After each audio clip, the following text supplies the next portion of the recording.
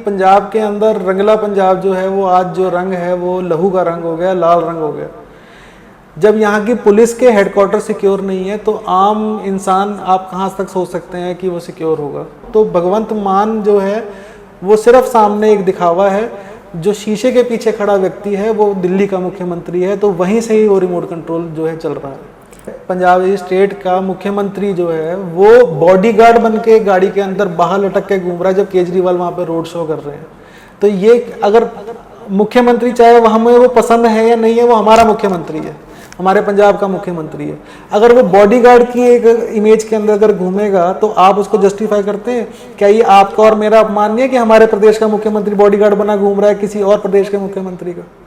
Hello viewers, this is anchor Radhika Sharma and IN networks पे आपका स्वागत है। मैं आपको बता देना चाहती हूँ हमारा फास्ट ग्रोइंग चैनल जिसके 2.5 लाख से भी ज़्यादा सब्सक्राइबर हो चुके हैं। सो सबसे पहले आपको क्या करना है, हमारा बेल आइकन दबाना है, हमारा चैनल को सब्सक्राइब करना है ताकि हमें आने वाले अपडेट्स आपको पता लगते रहें। सो कहते हैं कि परिंदों को मंजिल मिलेगी ज़रूर, ये फैले हुए उनके पर बोलते हैं कि परिंदों को मंजिल मिलेगी ज़रूर, ये फैले हुए उनके पर बोलते हैं। वही लोग रहते हैं अक्सर खामोश, ज़माने में जिनके हुनर बोलते हैं, ज़माने में जिनके हुनर बोलते हैं। सो आज मैं आपकी बातचीत करवाने जा रही हूँ एक बहुत ही अच्छी पर्सनैलिटी के मालिक, एक बहुत ही शानदार यूथ के जो मोटिवेशनल स्पीकर भी हैं। So yes, I gonna talking about state vice president of Chandigarh Abhinav Sharma ji. सत श्री अकाल सर। नमस्कार जी। सर, आप यूथ के वाइस प्रेसिडेंट हो बीजेपी चंडीगढ़ के। सो यूथ आपसे बहुत ज़्यादा इम्प्रेस्ड है, इन्फ्लुएंस है, और यूथ के लिए काम करना आज की डेट में बहुत ज़्यादा टफ है क्योंकि सबका अपना अपना मानना है, सभी अपनी लाइफ पे चलते हैं। सो आप यूथ के लिए काम कर रहे हो, वाइस प्रेसिडेंट हो बीजेपी के। सो कैसे आप इस काम में आई और कैसा लगा आपको? जी देखिए, ऐसे है कि यूथ के लिए काम करना एक अपने आप में एक बहुत बड़ी अपॉर्चुनिटी होती है और एक बहुत बड़ा चैलेंज है। स्टूडेंट पॉलिटिक्स की मैं बात करूं तो मैं उसी समय से राजनीति के अंदर हूं, और जहां तक कहा जाता है कि हमारा देश पूरी दुनिया में सबसे युवा देश है। हाँ जी। सबसे ज़्यादा यूथ अगर कहीं पर है तो वो हमारे देश के अंदर है। तो युवाओं के लिए हमेशा कोई ना कोई एक ऐसा स्कोप और कोई ऐसा एक लीडरशिप होनी चाहिए जो आगे उनको सही रास्ते के ऊपर लेके जाए। आज आप देख सकते हैं पंजाब के अंदर किस तरह से नशे का बुरी तरह से व्यापार चल रहा है। लोग इसी वजह से पंजाब छोड़कर यहाँ से पलायन कर रहे हैं, बाहर जा रहे हैं। तो कोई ना कोई एक जो है अंदर एक फीलिंग यहाँ के यूथ के अंदर आनी चाहिए कि हम लोग कोई ना कोई एक बदलाव लेके आएँ जिससे ये पलायन भी रुके और लोगों का जो ये इंक्लिनेशन आजकल हो गया है नशों की तरफ वो भी ख़त्म हो। तो यही सोच क्या कहते हैं मेरे घर में थी, परिवार से मिली, पिताजी से मिली। तो मैंने भाजपा के युवा मोर्चा के साथ काम करना शुरू किया। बहुत ही लो लेवल से मैंने काम करना शुरू किया था। पहले मैं मंडल के अंदर काम करता था। मंडल मतलब हमारी एक छोटी सी इकाई होती है जिसमें कुछ सेक्टर्स होते हैं। फिर उसके बाद मैंने ज़िले की इकाई में काम किया और फिर मैं अब प्रदेश के अंदर हूँ। तो ये जो सफ़र है मेरा, इसके अंदर बहुत कुछ सीखने को मिला। कई युवाओं को अपने साथ जोड़ा। कुछ युवा ऐसे भी थे कि जिनके पार्टी के साथ जुड़ने से पार्टी को बहुत लाभ हुआ, और खुशी होती है ये सोच के कि उन युवाओं को अपनी पार्टी के साथ जोड़ने में कहीं ना कहीं मेरा कुछ ना कुछ एक योगदान था। सो कितने यूथ अब तक आपके साथ जुड़ चुके हैं?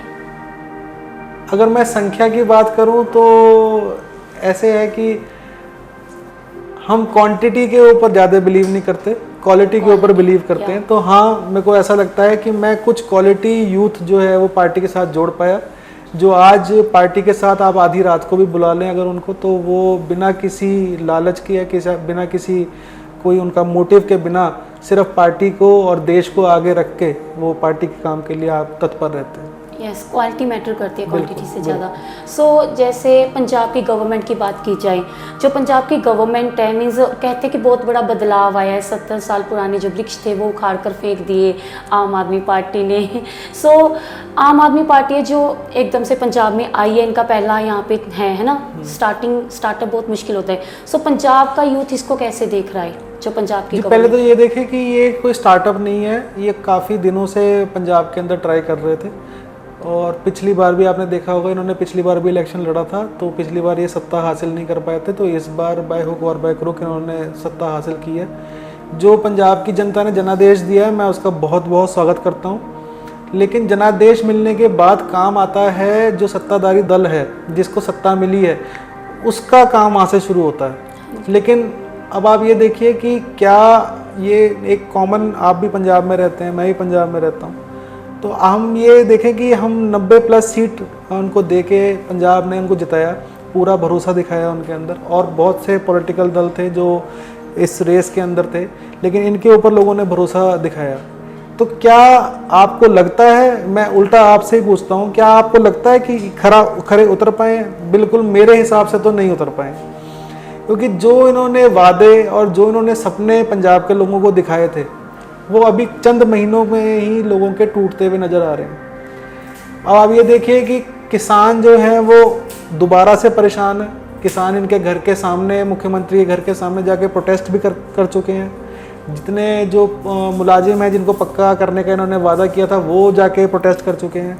और बहुत ही अपने आप को सरल और लोगों का नेता बताने वाले पंजाब के मुख्यमंत्री आज उनके भी दरवाजे के ऊपर पिछले मुख्यमंत्रियों की तरह तारे लगे हुए मिलते हैं, क्योंकि वो लोगों से मिलकर राजी नहीं है। तो मुझे ऐसा लगता है कि जनादेश तो इन्होंने पा लिया है, लेकिन हाँ, इस प्रदेश को उस प्रकार नहीं चला पाएंगे। उनका कहना कि हर एक चीज़ को टाइम लगता है, तो थोड़ा टाइम दीजिए।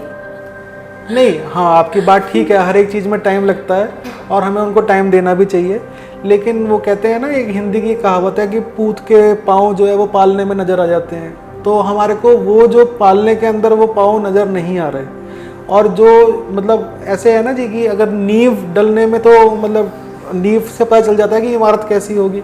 तो जो ये नींव इन्होंने डालनी शुरू करी है इस पंजाब की, तो उससे हमें पता चल रहा है कि इमारत जो है, जो ये बनाना चाह रहे हैं पंजाब की, वो जर्जर ही होगी। वैसे वो हमेशा रंगला पंजाब बनाने की बात करते हैं, तो देखते हैं कब देखने को मिलेगा। मैंने अपने ट्विटर के ऊपर और फेसबुक के ऊपर एक पोस्ट डाली थी, जब मोहाली के जो यहाँ पे जो पुलिस का हेडक्वार्टर था, तो वहाँ पर एक ग्रेनेड हमला हुआ था। तो मैंने वहाँ पर एक पोस्ट डाली थी। मैंने उसमें ये लिखा था कि भगवंत मान जी का एक ख्वाब है कि पंजाब को एक रंगला पंजाब बनाया जाए। तो शायद वो रंग खून का है। तो इसलिए मैं ये कहता हूँ कि इसके अंदर पंजाब की जो जनादेश मिला है इस सरकार को, उसके ऊपर ये खरे उतरे। और हम जैसे युवा हैं, हम चाहे किसी और पॉलिटिकल पार्टी या किसी और माइंडसेट से आते हैं, लेकिन हाँ, पंजाब की जहाँ तक बात है, देश की जहाँ तक बात है, तो अगर हमारे से कुछ ये चाहते हैं, हमारे से कुछ बन सकता है, तो हम बढ़ चढ़कर इनका जो है हर चीज़ के अंदर इनका जो सही है उसमें इनका सहयोग करने को तैयार है। Okay, so law and order situation of Punjab कैसी है? जैसे कि मैंने आपको बताया कि पंजाब के अंदर रंगला पंजाब जो है, वो आज जो रंग है वो लहू का रंग हो गया, लाल रंग हो गया। जब यहाँ की पुलिस के हेडक्वार्टर सिक्योर नहीं है, तो आम इंसान आप कहाँ तक सोच सकते हैं कि वो सिक्योर होगा। एक यूथ लीडर थे मोहाली के अकाली दल के, उनको दिन दिहाड़े मार दिया जाता है। कबड्डी के खिलाड़ी हैं, उनको मार दिया जाता है। Youth icon singer Sidhu Moosewala, उनको मार दिया जाता है। तो लॉ एंड ऑर्डर सिचुएशन के नाम पर तो मैं तो कहता हूँ कि ये सरकार अब तक तो बिल्कुल फेल है। जहाँ तक रही जो कंट्रोल की बात, कि ये कंट्रोल से इस समय जो पंजाब की जो सिचुएशन है वो आउट ऑफ कंट्रोल है सरकार के। क्योंकि एक वो है ना, इंट्रोस्पेक्शन की ज़रूरत है पंजाब की सरकार को। क्योंकि हम लोग क्या करते हैं, जब ये सरकार इनकी जब आई है, तो उन्होंने कुछ वादे इस हिसाब से कर दिए हैं कि जिनको पूरा करना पंजाब की फाइनेंशियल कंडीशंस के अंदर भी अभी फिट नहीं बैठ रहा है। तो जब वो फिट नहीं बैठेगा, ये अपने वो वादों को पूरे कर नहीं पाएंगे, तो लोगों का नाराज़ होना वो लाजमी है। जो लोग नाराज़ होकर ही इस तरह के जो काम जो हैं वो पंजाब में अब बढ़ गए। क्या जब पहले आम आदमी पार्टी तो अभी है, या जब पहले गवर्नमेंट्स थी, क्या पहले ये क्राइम्स नहीं होते थे? पहले किलिंग्स नहीं होती थी? नहीं, क्राइम्स होते थे, किलिंग्स होती थी, मैं ये नहीं कह रहा हूँ। लेकिन आप उन किलिंग्स के साथ आप ये देखिए कि अब इंटेंसिटी कितनी है। अभी सरकार को आए हुए कितना टाइम हो गया है, और आप ये देखिए कि पंजाब का जब अगर आप कोई भी चैनल लगा के देखें, कोई भी न्यूज़ चैनल आप खोल के देखें, तो उसमें सिर्फ ये नहीं बताया जाता कि पंजाब की खेती से पंजाब को इतना फ़ायदा हुआ, या वहाँ पर इतने मैट्रिक टन जो है एक्स्ट्रा अनाज आ गया, या इस तरह कोई वो नहीं आती है। खबर सिर्फ ये आती है कि आज वहाँ पर ये मर गया, आज वहाँ पर ये प्रोटेस्ट हो गया, आज दंगाइयों ने ये कर दिया, आज आतंकवादी हमला यहाँ पर हो गया। तो आप ये देखिए कि देखिए होता पहले भी था, उसके ऊपर एक्शन प्लान भी बनते थे, सब कुछ होता था। लेकिन अब जो यहाँ के मुख्यमंत्री हैं, सब कुछ होने के बाद वो बाद में बस एक जांच का आदेश कर देते हैं और वो भी जांच आपके सामने है कि कितनी जांच हुई है और कौन सा कल्प्रिट अब तक जेल के पीछे है आपके सामने है। सिद्धू मूसेवाला की डेथ के लिए आप किसको रिस्पॉन्सिबल मानते हैं, और पंजाब सरकार अभी तक असमर्थ क्यों है इनके जो किलर्स को पकड़ने के लिए, अब तक सारे नहीं पकड़े गए? देखिए, सिद्धू मूसेवाले जी जो थे वो एक यूथ आइकन थे। मैंने कोई खास उनके कोई बहुत गाने तो नहीं सुने हैं, लेकिन हाँ लोग उनके फ़ैन थे। और चाहे मैं उनकी किसी जो उनके लिरिक्स थे मैं उनसे सहमत हूँ या ना हूँ, वो एक डेलिब्रेशन का डिफरेंट इशू है।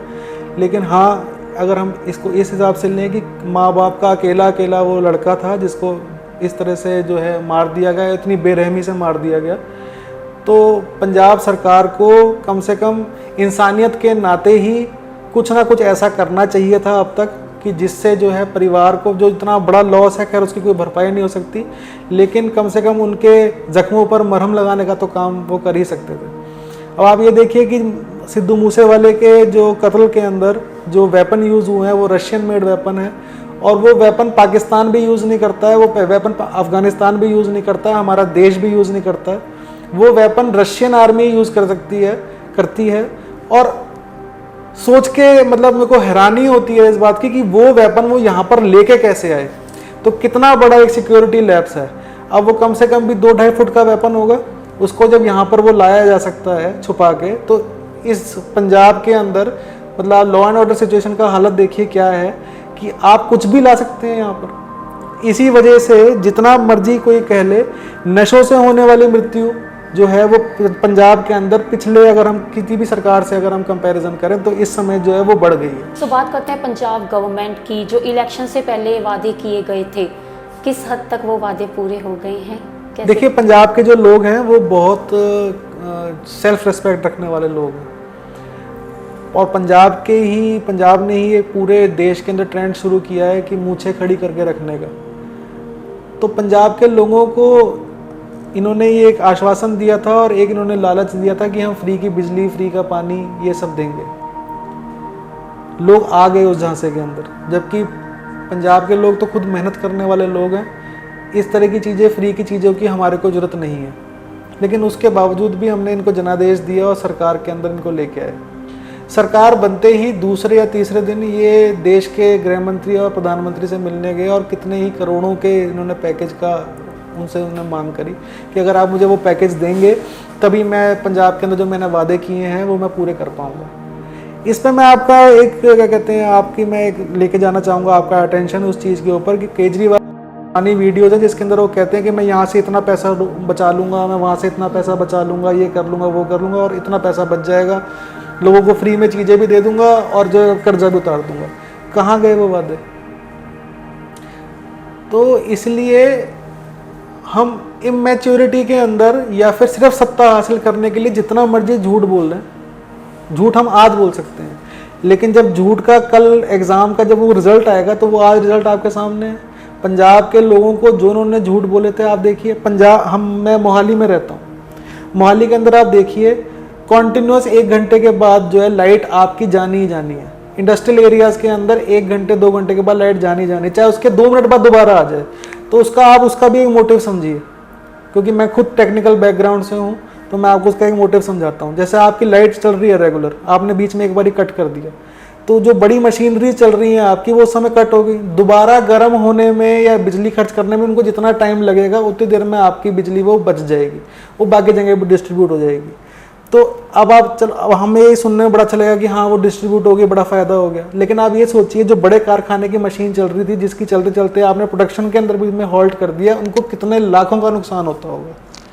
तो इसलिए झूठे वादे करने से पहले हमारे को सोच लेना चाहिए कि वो कहते हैं ना जी, आपने जैसे एक कहावत से शुरू करी थी, तो मैं भी एक कहावत कहता कि वो चादर के उतनी चादर उन्हें पैर पसारने चाहिए जितनी बड़ी चादर हो।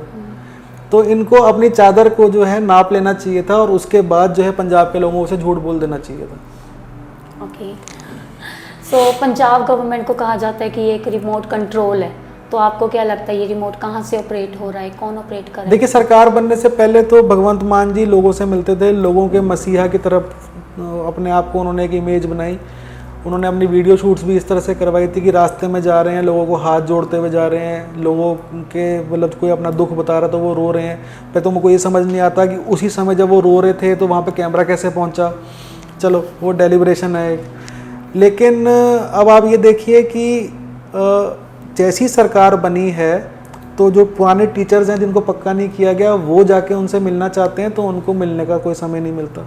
किसान जाके मिलना चाहते हैं उनको मिलने का समय नहीं मिलता। पंजाब के कुछ जो है जो लिकर के जो ठेकेदार थे जिनका उन्होंने अकस्मात सारा काम उन्होंने जो है छीन लिया है सिर्फ एक ही कंपनी को सारा काम देने के लिए, वो लोग उनसे मिलने जाते हैं तो वो उनसे भी नहीं मिलते, क्योंकि अक्सर वो बिना बताए दिल्ली होते हैं, क्योंकि दिल्ली के अंदर वो एक लिस्ट बना के लेके जाते हैं, वहाँ पर उनके एक बॉस बैठे हैं जो दिल्ली के मुख्यमंत्री कहलाते हैं, उनसे जाके वो पूरी लिस्ट का वो पूछते हैं कि सर मैं इसके ऊपर क्या बोलूँ, सर मैं इसके ऊपर क्या बोलूँ, इसके लिए यस करूँ, इसके लिए नो करूँ। तो वहाँ से जब वो एक चेक लिस्ट बन के आती है तो उसको वो यहाँ पर अनाउंस करते हैं। जब तक वो चेक लिस्ट वहाँ से बन के आती है पंजाब में कुछ नए इश्यूज खड़े हो जाते हैं, फिर उसके लिए उनको दोबारा जाना पड़ता है। तो पंजाब का मुख्यमंत्री अगर मैं इस समय कहूँ तो भगवंत मान जो है वो सिर्फ सामने एक दिखावा है, जो शीशे के पीछे खड़ा व्यक्ति है वो दिल्ली का मुख्यमंत्री है, तो वहीं से ही वो रिमोट कंट्रोल जो है चल रहा है। पर सर अगर बात करें दिल्ली की तो केजरीवाल जी ने दिल्ली में बहुत ज़्यादा सुधार लाए हैं और दिल्ली के लोग इस बात से सहमत हैं कि दिल्ली बहुत ज़्यादा अच्छी बन चुकी है। और केजरीवाल जी आप एक हफ्ते में दिल्ली कितनी बार जाते हैं? महीनों बाद ही जाती हूँ। मैं एक हफ्ते में दिल्ली 2 बार जाता हूँ और मैं आपको सच बात बोलूँ, मुझे वहाँ पर कोई भी ऐसा नया बदलाव नहीं दिखता कि जिसकी वजह से हम ये कहेंगे कि केजरीवाल वहाँ पे विकास पुरुष हैं या वहाँ पे उन्होंने बहुत बदलाव ले आए हैं। हमारा वहाँ पर हर हफ्ते में 2 या 3 बार जाना होता है पार्टी के काम से, लेकिन हमारे को वहाँ पर ऐसा कोई बदलाव नहीं दिखा। आप कहेंगे कि 2 बार सत्ता में आ गए, कैसे आ गए वो उन्हीं को पता है। पर वहाँ के लोगों का मानना है ना कि दिल्ली में काफ़ी सुधार। मैं तो आपको चैलेंज करता हूँ, आप 10 लोग मेरे सामने बिठा दीजिए जो उनको जो है तारीफ कर दें उनकी कि भाई हाँ ऐसा ही मुख्यमंत्री चाहिए, हमारे को कुछ नहीं बदलना। आप ये देखिए कि पंजाब जैसी स्टेट है, पंजाब जैसी स्टेट का मुख्यमंत्री जो है वो बॉडीगार्ड बन के गाड़ी के अंदर बाहर लटक के घूम रहा है जब केजरीवाल वहाँ पे रोड शो कर रहे हैं। तो ये अगर मुख्यमंत्री चाहे वो हमें वो पसंद है या नहीं है, वो हमारा मुख्यमंत्री है, हमारे पंजाब का मुख्यमंत्री है। अगर वो बॉडीगार्ड की एक इमेज के अंदर अगर घूमेगा तो आप उसको जस्टिफाई करते हैं क्या? ये आपका और मेरा अपमान नहीं है कि हमारे प्रदेश का मुख्यमंत्री बॉडीगार्ड बना घूम रहा है किसी और प्रदेश के मुख्यमंत्री का? तो आपको ये बात एक रियलाइजेशन है ये, और ये आज पंजाब के बच्चे बच्चे के मुंह पे है कि पंजाब दा रिमोट था दिल्ली चो है। ओके, तो स्टार्टिंग में ऐसा हुआ था जब ये गवर्नमेंट बनी थी, भगवंत मान जी आए थे, तब रेड सिग्नल पे वो रुके थे, तो रेड सिग्नल पे रुके थे तो वीडियो वायरल हुआ था कि देखो आम आदमी की तरह ये सर्वाइव करेंगे। तो अब ऐसा कुछ नहीं होता, अब तो रोड्स मतलब नहीं, मैंने आपको बताया कि वो गिमिक है कि जैसे एक लेडी जो है क्या कहते हैं उस समय पे इलेक्शन की जब कैंपेन चल रही थी तो इस समय एक लेडी रोती भी आई तो अपना भगवंत मान जी भी रोना शुरू हो गए। आप मुझे ये बताइए कैमरा मैन को कैसे पता था कि भगवंत मान भी रोएंगे जो उसने शूट कर दिया, और साथ ही साथ जो है वो लेडी भी रोएगी? ये सारा कुछ जो है आम आदमी पार्टी जो है ये सारा कुछ फिक्स्ड वे में चलती है, इनका सारा कुछ फिक्स्ड होता है। और इसी तरह के जो क्या कहते हैं ये कॉमिक रोल्स जो करते हैं, भगवंत मान जी खुद भी उसी फील्ड से आते हैं, पहले वो खुद भी एक टीवी कॉमेडियन रहे हैं वो, तो वही जो कॉमेडी वो पंजाब के साथ करना चाह रहे हैं। तो मैं इस चीज़ को तो मैं बिल्कुल ही खारिज करता हूँ। एक और वीडियो उनका सोशल मीडिया पे वायरल हो रहा है, उन्होंने जो सीएम बने थे कांग्रेस के उनको बोला था कि इन्होंने बोर्ड्स तो इतने लगा दिए, बोर्डिंग्स इतनी बसों पे लगा दिया, इतने रोड्स पे जहाँ भी देखो सीएम सीएम, और फिर किसी ने उनका डाला था कि खुद भी वही कर रहे हैं, उनको हम लानतें दे रहे थे उस काम के लिए कि लानतें आप ये कर रहे हो और रियल में कुछ नहीं कर रहे। और फिर उन्होंने कहा था कि आप खुद भी तो उन्हीं रास्तों पे चल रहे हो ना। आपने शुरू में जो कहावत बोली थी ना, आपने उसमें कहा था कि जो लोग काम करते हैं ना उनको बोलने की जरूरत नहीं होती, उनके काम बोलते हैं। हाँ जी, तो यही इसका जवाब है। Okay, so in the end आप बहुत अच्छी पर्सनैलिटी यूथ की, आप है ना इन्फ्लुएंस है यूथ आपसे। सो यूथ को आप क्या मैसेज देना चाहते हो, पंजाब के नौजवानों को और इंडिया के नौजवानों को? देखिए पंजाब जो है वो जो है पीरों की धरती है, शहीदों की धरती है। तो आज जब मैं ये देखता हूँ कि पंजाब के लोग, हम किसी भी युवा से बात करें तो उसके मन में एक यही मोटिव होता है कि यार मैं तो बाहर चले जाना है, मैं कनाडा जाके सेटल हो जाऊँगा, यूएसए जाके सेटल हो जाऊँगा। उनके परिवार को शायद सुनने में अच्छा लगता हो, उनको भी शायद ये अच्छा लगता हो, लेकिन हम जैसे जो पंजाब को और इस देश को प्यार करते हैं उनको सुन के बड़ा दुख होता है कि ऐसा हमारे देश में क्या कमी है कि उनको बाहर जाना पड़ रहा है। लेकिन जो नशे की लत जो हमारे देश के, अपने पंजाब के जो युवाओं को लगी है, तो उसके लिए मैं आपके माध्यम से ये बात कहना चाहूँगा कि पंजाब की जो इंडस्ट्री है, अपना म्यूज़िक इंडस्ट्री है, उसके अंदर भी, और जो फिल्म इंडस्ट्री है पंजाब की, उन्होंने भी काफ़ी लोगों को प्रोत्साहित किया है इस चीज़ के लिए। ये दिखाया है उन्होंने कि आखिर नशे से कितना नुकसान होता है। कुछ मूवीज़ आप देखेंगे तो उसमें उन्होंने पूरा दिखाया है कि नशे की वजह से कोई पढ़ा लिखा अच्छा नौजवान, कबड्डी का खिलाड़ी, उसके बाद उसकी क्या हालत होती है। घर का सारा सामान वो ज़बरदस्ती बेच के जो है घर अपना नशा पूरा करता है।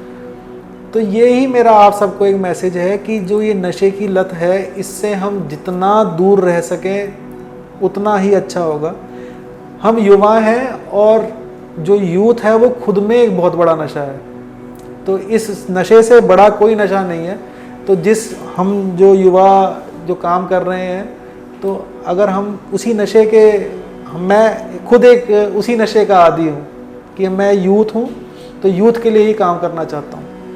तो आप सबसे मेरा यही निवेदन है कि ये जो भगत सिंह की जो ये शहादत वाली धरती है, इसका हम मान सत्कार तभी रख पाएंगे जब हम अपने युवाओं को बचा पाएंगे, युवाओं को रोज़गार दे पाएंगे, युवाओं का पलायन रोक पाएंगे। तो आप सबसे मेरा यही निवेदन है कि जिससे भी मिलें उसको यही मोटिवेट करें कि देश से बाहर ना जाए, देश के लिए काम करें और इस नशे से दूर रहें।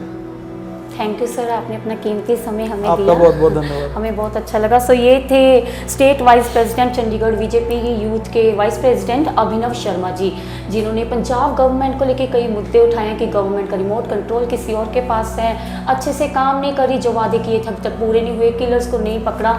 सो देखते हैं पंजाब गवर्नमेंट इन चीज़ों को कैसे देखती है और कैसे काम करती है, क्या हमें रंगला पंजाब देखने को मिलेगा। मैं राधिका शर्मा नेटवर्क के साथ जुड़े रही।